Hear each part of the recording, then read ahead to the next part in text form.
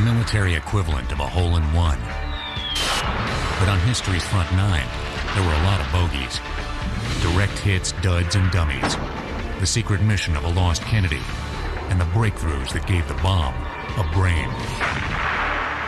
Now, smart bombs on Modern Marvels.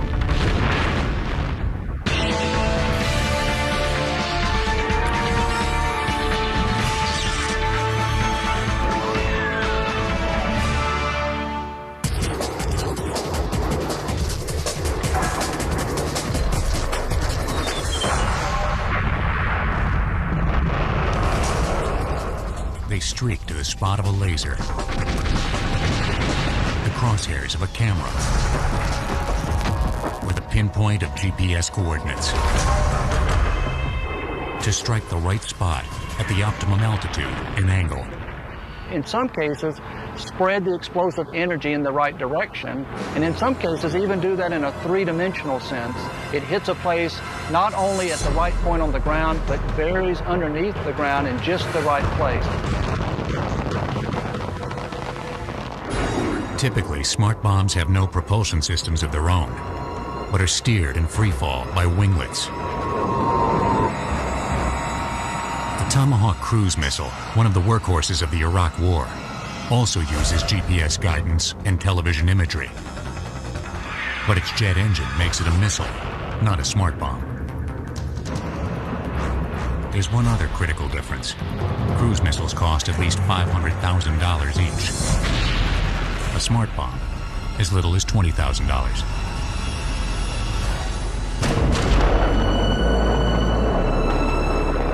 Smart bombs seemed to burst on the scene amid enormous hype during the two wars with Iraq. But long before the bandwagon of the 1990s, there were smart bombs. In 1919, Charles Kettering, one of the fathers of precision guidance, had this to say about his brainchild. What is regarded as one of the most destructive weapons invented during the war has been placed in the secret archives of the War Department at Washington. There to remain, it is hoped, even by the inventor, for all times. Dire words to describe a flimsy biplane whose first flight ended miserably. But this was the world's first smart bomb.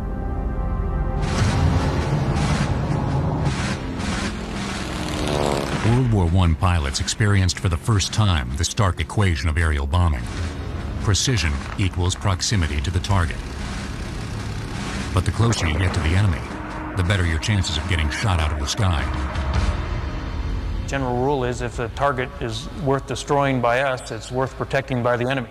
So any target you're going after is probably going to be fairly heavily defended. The only way to stem the carnage was to start removing the pilot from the equation, to make a remote-controlled bomb.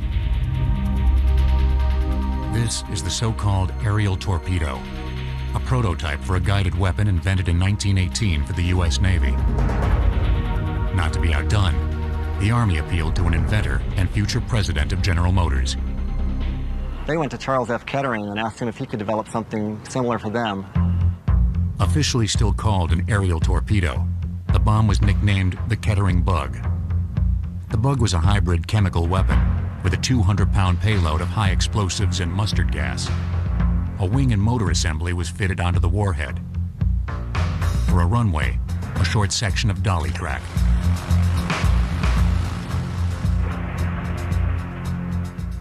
After its first crashes, Kettering's Bug finally flew. The fluttering you see is caused by continuous steering input from gyroscopic stabilizers. Range was controlled by an odometer that counted propeller revolutions. When it reached a preset distance, up to 75 miles, the ignition was killed and the bomb dove. But there were a great many bugs in Kettering's Bug, which was unreliable in testing and deployed too late for combat. Still, in great secrecy, work continued on guided bombs.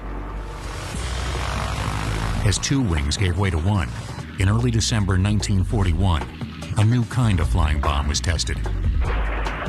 Its first flight, as sorry as the Kettering Bugs. But on December 8, 1941, one day after the Pearl Harbor attack, the so-called controllable bomb went airborne. early version of an optical or television bomb. That's right. It's 1941, and the military already had a TV camera inside a bomb. From a chase plane, the bombardiers saw the TV image and flew the bomb by radio controls, like a really big remote control plane. You're essentially sitting inside the bomb because the TV camera's in the nose, and you're flying the bomb. But as the conflict deepened, the U.S. military thought it had the answer to precision bombing, and it wasn't the controllable bomb. In order not to bomb churches, habitations, and only to hit military targets, an instrument of this nature was vital. The bomb sight is just this instrument. The famed Norden Mark 15 bomb sight aimed a bomb drop while taking over a plane's controls during the approach.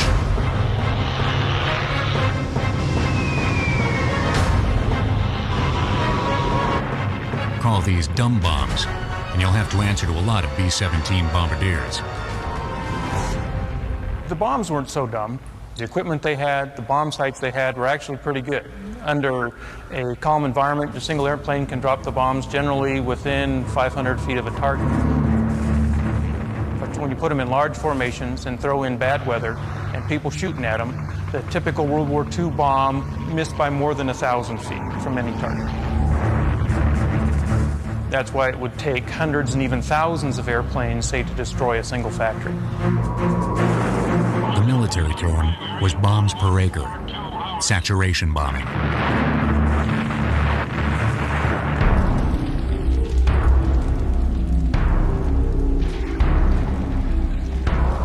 The ghastly contest of attrition by saturation bombing was the way of the war. But each of the great powers also dabbled in precision-guided weapons.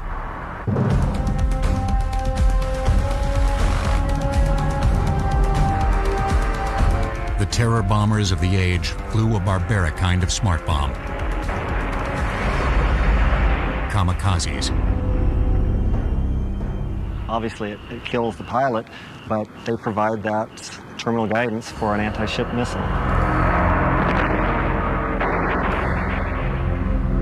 The Germans had a sizable arsenal of guided bombs. One was the Fritz X, named for the X or cross of its tail, which could be remotely controlled during the bomb's descent.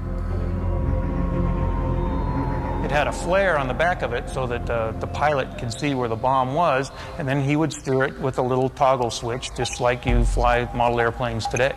And he would guide that and just superimpose that bright dot over the target and glide it in.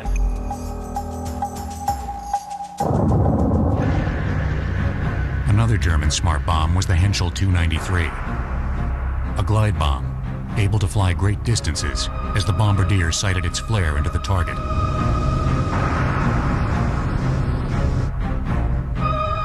This American glide bomb is television guided, like the earlier controllable bomb. The bulge beneath the bomb houses the TV camera.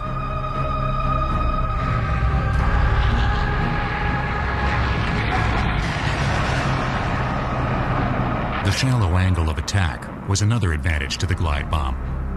It skipped the ground until it found the target.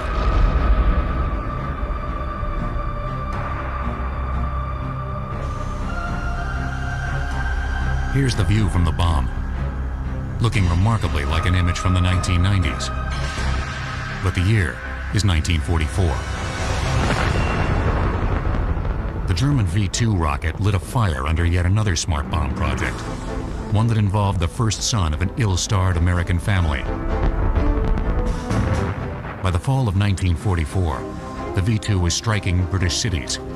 Secretly, an American project codenamed Aphrodite was underway to destroy the V-2 launch sites. Worn-out bombers, like the B-24 depicted in this period cartoon, were re-enlisted.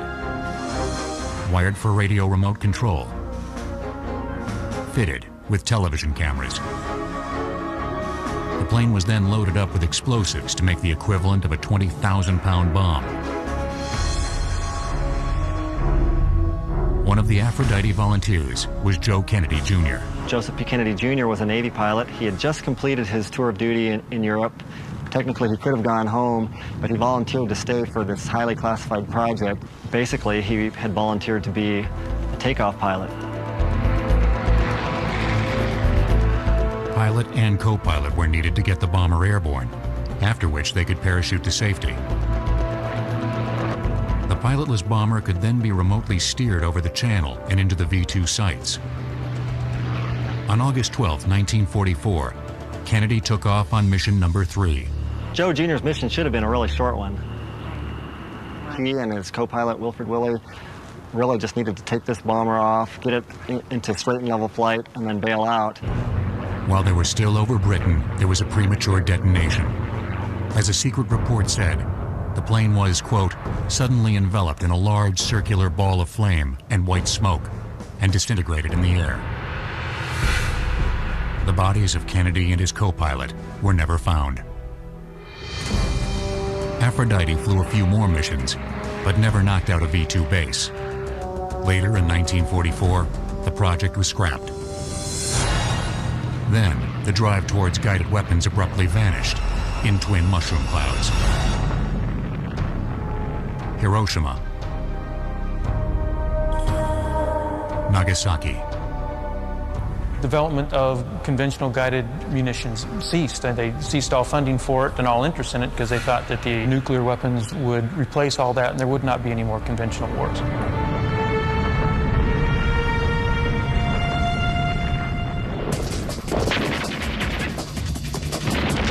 But the history of warfare was about to take a few unexpected detours through places like Korea and Vietnam, places where you could never drop a nuke because of the political fallout, but where you could sure use a bomb precisely guided by a laser beam. Bombs away over North Korea. Or rather, bomb away, because in theory you just needed one, the bright red bridge killer, called a Tarzan, all 13,000 pounds worth. The Tarzan was so big that a B-29 could only hold one bomb, and even to hold one, it had to have a modified bomb bay where it was half exposed. What's in a name? In the case of Tarzan, it's a resume of guided weapons since World War II. The first precision weapon or radio-controlled weapon that was produced in real quantity during World War II was the Azon, which was an acronym for azimuth only. Azimuth means horizontal. An Azon could only be steered left and right. Late in the war, distance or range control was achieved. This new class of guided bombs were called Razons, for range and azimuth only control. Finally, there was the Tall Boy, or British oversized bomb, the bunker buster of its day. Tarzan stood for Tall Boy Range and Azimuth Only Bomb, the knockout punch of a tall boy combined with a pinpoint control of the Razon. The maneuver capability of that weapon was on the order of about 1,000 feet left or right, and probably about 1,000 feet long or short of where it would hit if you had put no guidance into it at all. Like the guided bombs of World War II, a flare ignited as the Tarzan fell. The bombardier used a joystick to keep the flare superimposed over the target. But there was a problem with Tarzans and other Korean-era guided bombs. The boys in the planes just didn't like them. Air crews really were not enthusiastic about the early precision-guided munitions. It made them fly a very predictable flight path or bomb run. The predictability came from maintaining a straight course while the bomb was guided toward its target, making the plane a sitting duck for anti-aircraft fire or enemy fighters.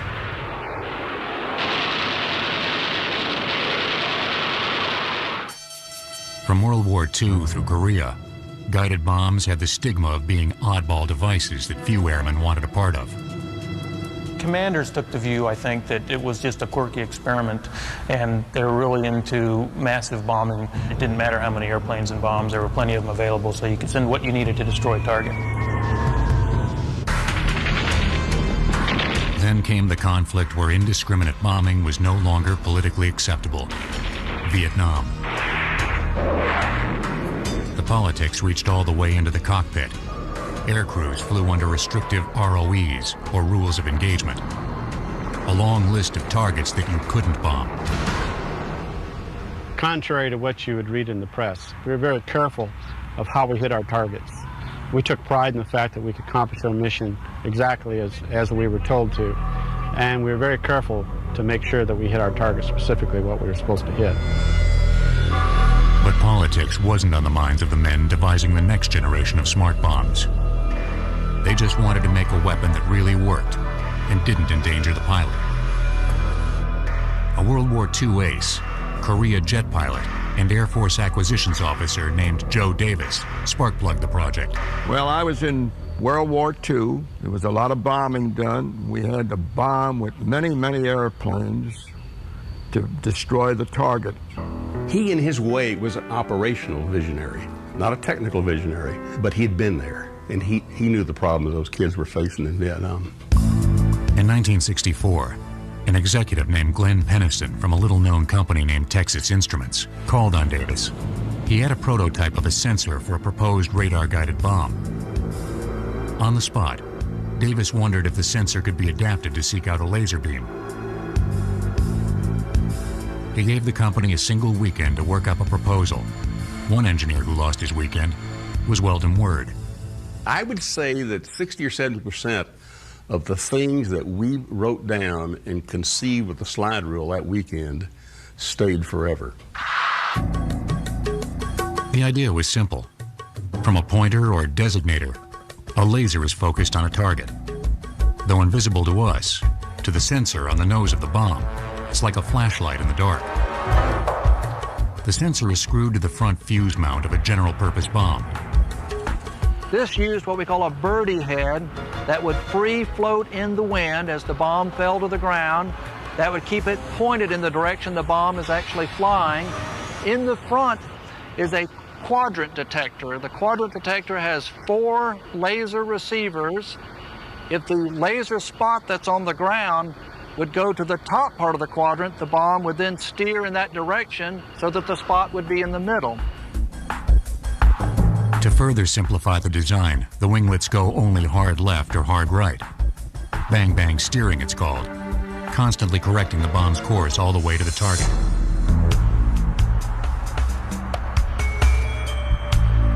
This footage from 1968 is of an advanced test. Laser-guided bombs had already been proven accurate against stationary targets. But could one hit a moving target, such as this remote-controlled tank? The unmanned tank was set loose. One jet followed it with a laser beam, while the other one released the bomb. Striking within 10 feet was considered to be a direct hit. Davis's biggest challenge, though, might have been guiding the bomb through the Air Force bureaucracy. Now I wind up arguing with the 2-star general. He's telling me it won't work, it's not any good. And I'm telling him we're already hit the target. We got a CEP of 10 to 12 feet. We already hit a moving tank. And then the 3-star general at the end of the table shut him up.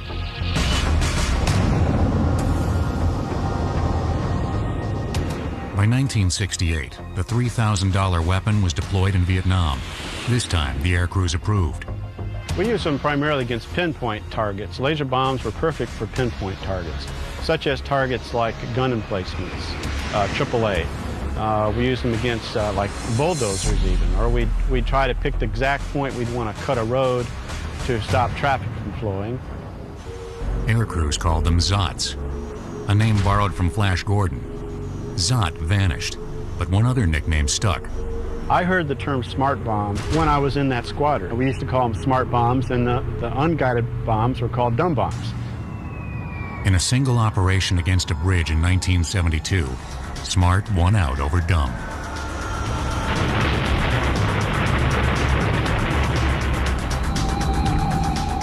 This was one of the deadliest airspaces of the Vietnam War.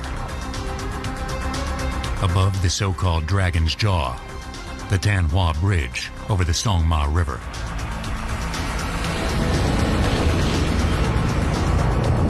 For 5 years, the steel and concrete reinforced bridge had been impervious to conventional bombs. Where they'd flown hundreds of sorties, lost dozens of airplanes and crews trying to destroy this massive iron bridge. Aircraft strike after aircraft strike went into the area and dropped their dumb bombs. Unfortunately, most of these bombs drifted in the wind and missed the target. So there were craters all around the area of the bridge, but the bridge was still standing. In May 1972, 8 planes were sent against the bridge. 4 planes trained lasers on the target, while the other 4 released their bombs. 4 direct hits, and the Dragon's jaw had taken a knockout punch.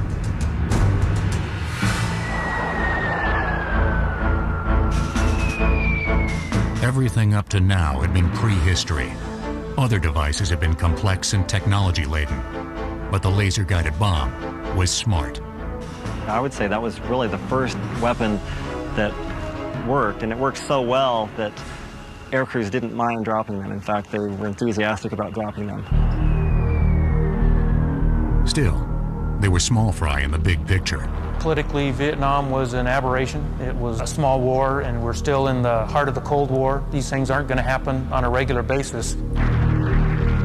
But the small war would become all too regular, giving rise to both a seeing eye bomb and a GPS bomb that could literally hit what it couldn't see. You are the bomb, hunting the enemy and hurtling towards him at thousands of feet per second.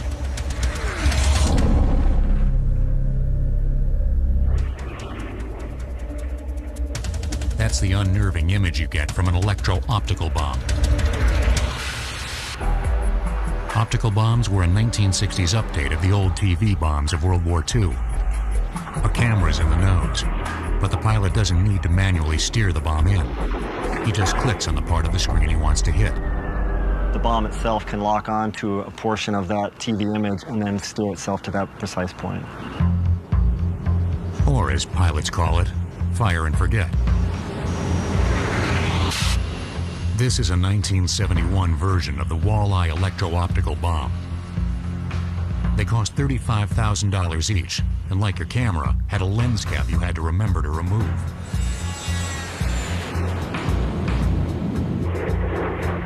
During flight, a second protective cap is jettisoned. Now the bomb's eye is wide open. Target is locked. Walleye hits the bait.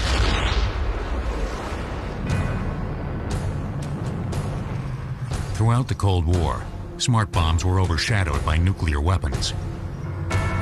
Then in 1990, the Soviet Union ceased to be. Gone too was the prime reason for all those thousands of nukes. MAD, or mutually assured destruction. 1 year later, a new generation of superweapons was ready for their primetime debut. Of course, Desert Storm was a media event in a lot of cases. I mean, you'd get a lot of footage from Vietnam and see those things, but it would be events that happened weeks ago. During Desert Storm, you're getting things that happened last night. During the 30 days of aerial bombardment, all the talk was of smart bombs. Oh, that building is gone. Gun camera footage from electro-optical weapons put TV viewers inside the bomb. Laser-guided bombs were even more accurate, striking an average of 3 meters away from the crosshairs. The word plink entered the vocabulary, as in tank plinking, where smart bombs destroyed enemy vehicles. Another euphemism, collateral damage, gained currency. The number of civilians or collateral dead and injured were fewer than the saturation bombing campaigns of previous wars.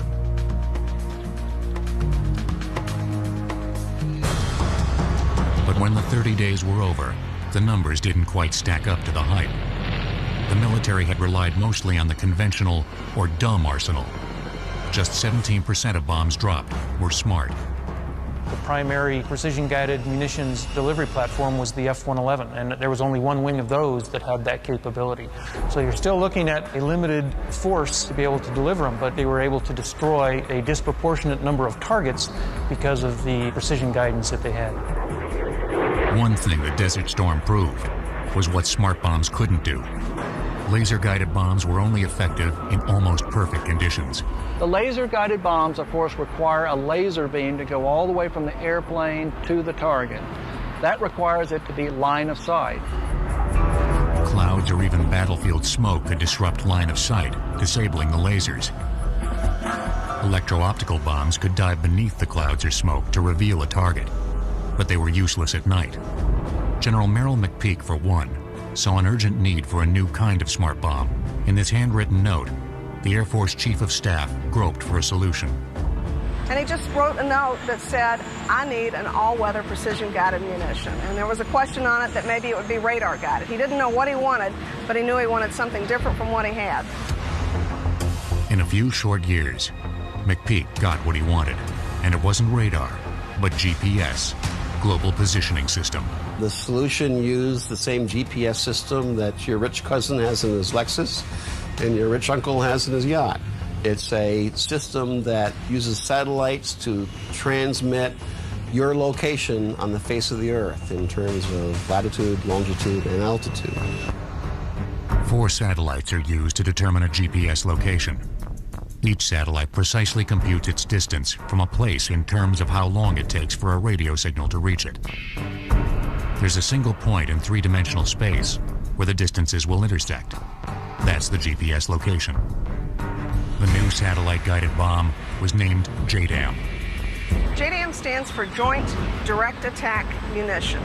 Joint means that it's used by more than one service. In this case, it's used by the Air Force, the Navy, and the Marine Corps. And direct attack means it's really a short-range munition. It's not a long-range powered missile. A JDAM is usually dropped within 15 miles of a target. GPS tells the bomb where it is and where it's going. How it actually gets there is the job of its guidance system, called inertial navigation, which tracks the movement of the bomb through space. This inertial navigation system can sense when it moves up, when it moves down, when it rotates, and every time it moves in any direction, it tells the computer what direction and how much it moved. So if it knows where it started, anytime it moves, it can tell you where it is now. Inertial navigation by itself is reasonably accurate. With GPS assist, it's precise. The inertial navigation system is a precise clock. The GPS is used to calibrate the clock over and over again to keep it as precise as possible. They did grossly undershoot one target, that of cost. The original cost ceiling was set at $40,000. The actual production figure was half that. One of the main advantages of JDAM is that it's a very low-cost weapon. So you don't have to worry about spending $1 million on a silver bullet. It's $20,000 each, and the Air Force and the Navy know that they can use a lot of them if they need to. Among the disadvantages, with a GPS bomb, you can only hit stationary targets, buildings, not vehicles. But other bombs could blink tanks. With the JDAM, the Precision Dream Team was complete. Laser guidance for greatest precision. GPS assist for all-weather day and night bombing. Electro-optics for the flexibility of flying the bomb. Throughout the 90s, the arsenal was rolled out. So we see in 91 in the Gulf War, then in 99 in Kosovo, 2002 in Afghanistan, and then 2003 in Iraq, this ramping up of the employment of precision-guided munitions. 66% of all bombs dropped in the Second Iraq War were precision-guided. Smart bombs had clearly effected a revolution in arms. But critics were asking, what about the news accounts of weapons gone tragically off course? How can smart bombs go dumb?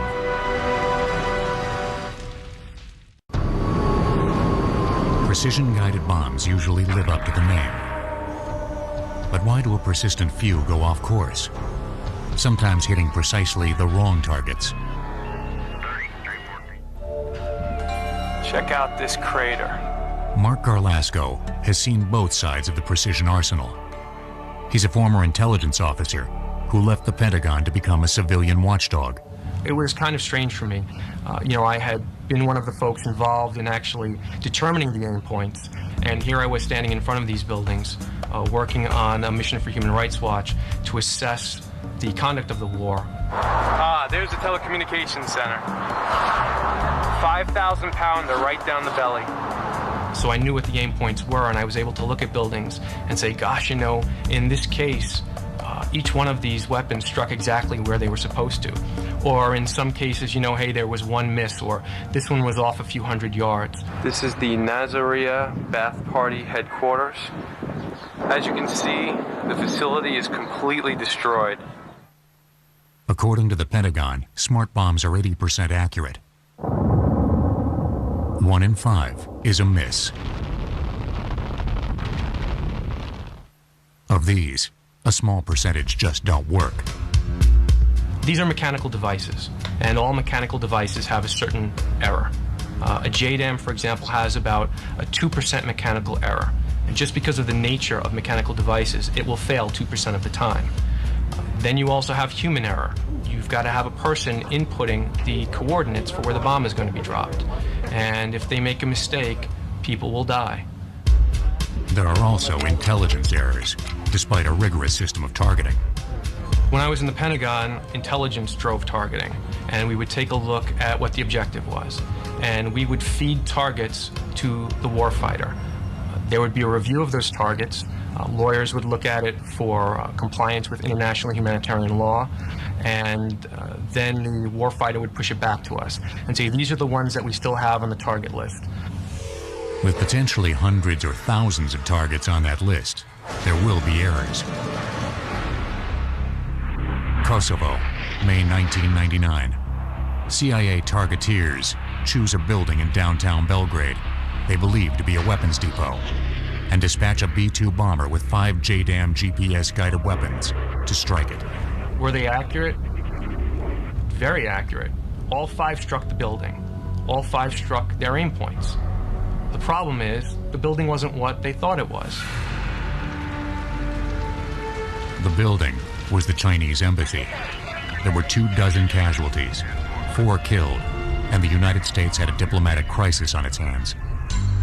The official explanation was that targeteers were working from an older map of the city. The Chinese embassy had moved years earlier. In Iraqi freedom, the problem wasn't that we didn't have the right address. It was that often no one was home. One of the issues is a lot of the buildings were empty.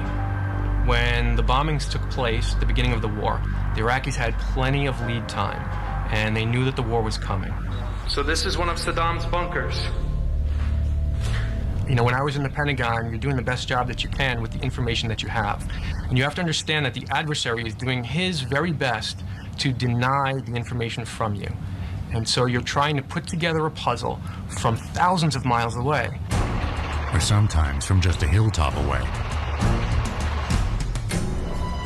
Like Mark Garlasco, Green Beret Captain Jason Amarine has also seen both sides of smart bombs.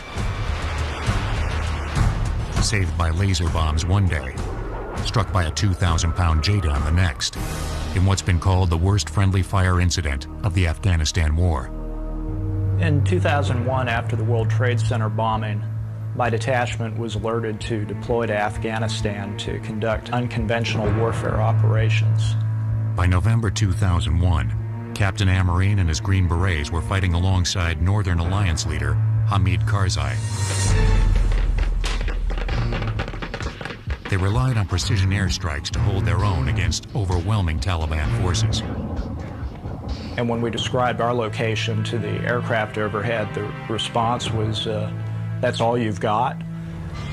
And the pilots, to their credit, knew exactly how dire the situation was. And before long, the sky was just loaded with F-18s and F-14s were coming to our aid. And they bombed the hell out of that Taliban convoy all morning as we directed the airstrikes. On December 5th, the little guerrilla unit had advanced closer to Kandahar. Karzai had just been named interim president of Afghanistan. He was expecting to receive surrender terms from Kandahar at any moment. A separate Army command unit was directing airstrikes against some Taliban diehards. From 39,000 feet, a B-52 bomber released a JDAM bomb that was a direct hit on Captain Amarine's position. When the bomb hit, it hit just out of the blue. There's no whistle, there's no telltale sign that a bomb's about to strike. All I knew is there was a massive explosion and I flew through the air. That morning, I lost 22 of my Afghani soldiers, 22 of my best Afghani soldiers.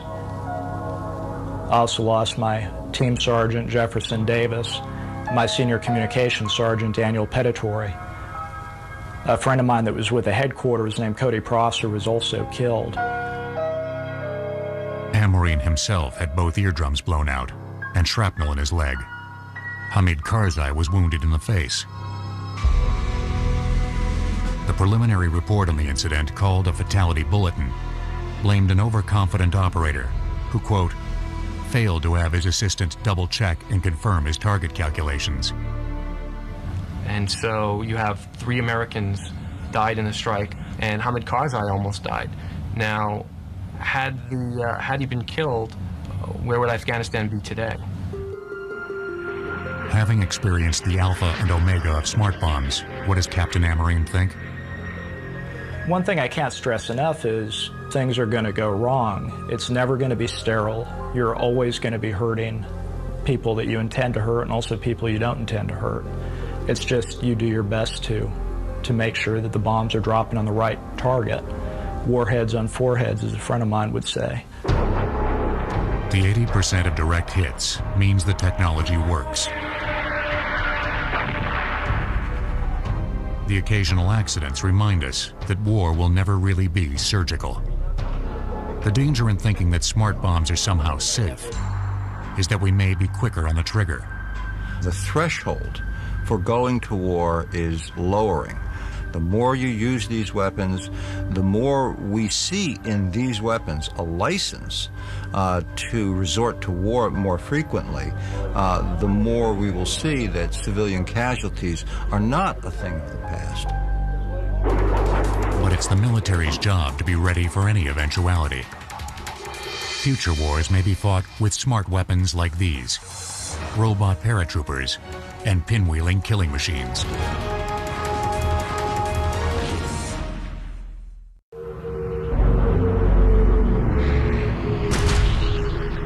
On March 11, 2003, at Eglin Air Force Base, a giant weapon with the gaudy nickname Mother of All Bombs was tested. It is a smart bomb. It has an INS GPS kit on it.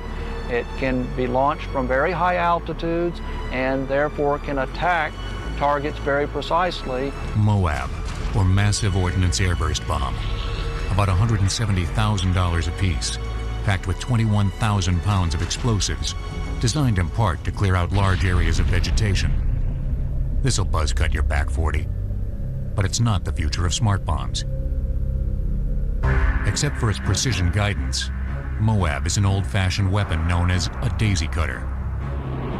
But the trend in smart bombs is away from heavyweights like MOAB to smaller and lighter ordnance. The more accurate the bomb, the less boom you need. This is a test of the SDB, or small diameter bomb. The $100,000 plus bomb is actually a mini bunker buster. Like its big brothers, it's guided by GPS and can penetrate more than 6 feet of reinforced concrete. But the SDB's warhead weighs a mere 50 pounds. Even non-explosive dummy bombs, once only used for practice, have been dropped on the enemy. Instead of high explosives inside the bombs, they used concrete, give it the same weight, and they allowed the accuracy of the paved way, the laser guidance, to actually take out the specific target without the explosion and without destroying anything surrounding the target. The other trend in precision bombing is known as joint standoff, giving weapons great range, allowing pilots to stand off miles from harm's way. The Joint Air-to-Surface Standoff Missile, or JASSM, is just now finalizing its operational test. So this has not been used in operational use yet, has not seen war. However, it's been very successful in its testing, and this is essentially the future of our weaponry. Costing between $400,000 and $600,000, JASSM can fly to a war zone up to 70 miles away. Arriving above an enemy position, it begins circling, trolling for targets while feeding TV images back to command stations. That allows the weapon to be loitering in the area of the target, waiting for something to occur, and in fact could receive commands against different targets after it's left the airplane. The ultimate smart bomb is one that chooses targets as well as attacks them. What's known as an autonomous weapon. Possibly they're the battlefield robots of the future. One autonomous system is a so-called sensor-fused weapon. Sensor-fused means it's packing different weapons, choosing them on the basis of what it sees. Parachuting from the bomb are many can-shaped objects. Miniature rotors help each one patrol a battlefield while sensors scan the area. It would look for a heat signature. It might look for a shape. It might look for a sound. The particular heat signature of a tank would signal the weapon to release an armor-piercing round.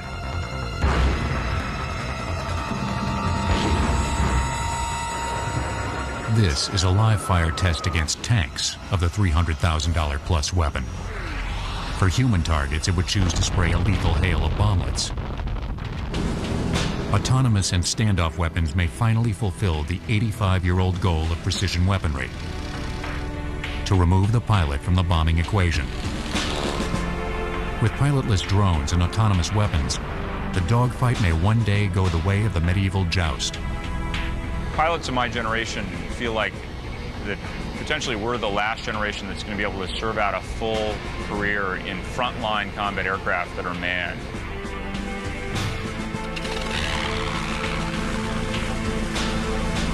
From the aerial torpedo to the laser-guided bomb to joint standoff weapons, safeguarding pilots has always been the goal.